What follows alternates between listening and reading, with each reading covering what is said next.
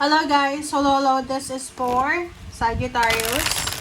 Sagittarius, welcome dito sa aking channel, Kapalaran 888. Welcome. Alamin natin kung anong message ang kailangan mong marinig. This is for the week June 22 hanggang 28. Sagittarius.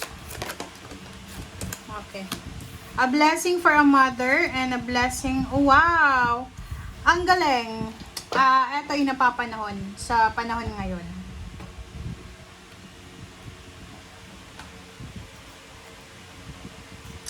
Okay, yung reading mo dito, yung first card, sinasabi ng baraha sa'yo na you are blessed. Sa linggong ito, you are blessed sa pagkakaroon ng mother. Ng mabuting ina. Kung ikaw ay anak, you need to be thankful and grateful sa mother mo, sa parents mo. Sa linggong ito, marirealize mo na importante pala yung may nanay ka pa. Importante pala, hindi lang importante na or blessed ka dahil may nanay ka, kundi mabuting ina. Hindi yung ina na kukonsentehin yung anak or papabayaan yung anak. Parang ganun. So, nakikita ko sa'yo dito na appreciated mo yung ginagawa ng mother mo sa'yo, or appreciated mo kung ano yung nakikita mo sa parents mo, especially sa mother. Okay? Another is a blessing for the right word. So, blessed ka din kasi kumbaga, hindi ka tulad ng iba na nakakasakit sa kapwa yung mga sinasabi mo. Yung alam mo gamitin yung salita mo. Okay? So, you are blessed also sa ganyan.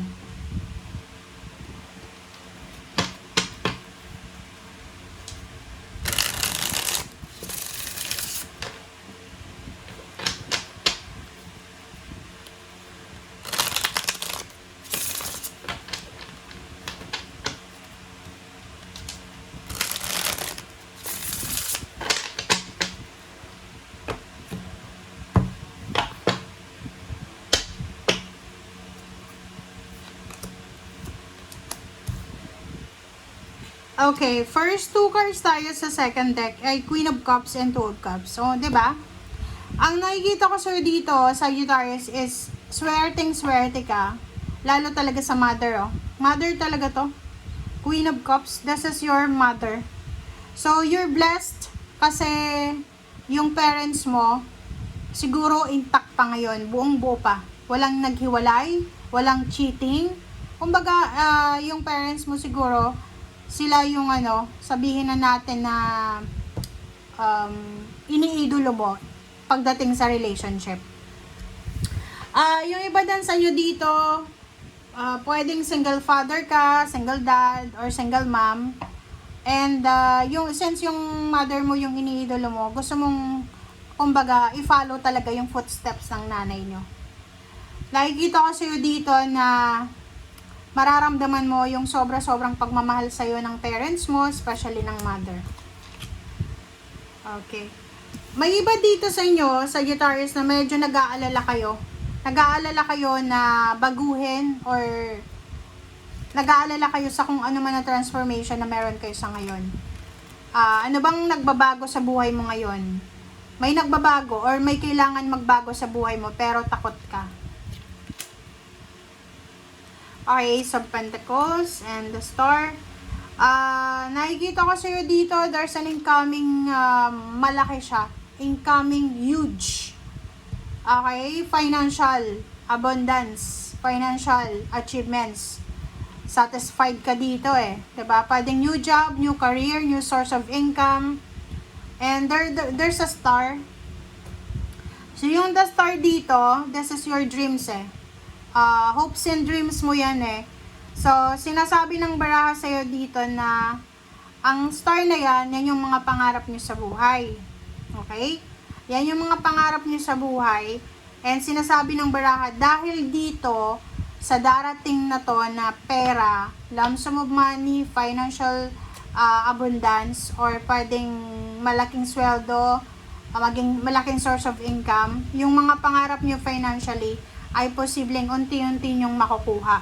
Okay, matutupad nyo siya ng paunti-unti. Wow! Doon sa mga single mom, single dad, or mga single talaga kayo, sinasabi ng bara, lalo doon kasi snake tong lovers lalo doon sa mga, yung mga ex nyo ay mga cheater, yung mga niloko dito na Sagittarius, sinasabi ng baraha sa'yo, ihanda mo yung sarili mo sa future kasi there's an incoming love life na yung love life talaga na yan is pang matagalan. Hindi yan yung parang laro-laro lang. Eight of Wands.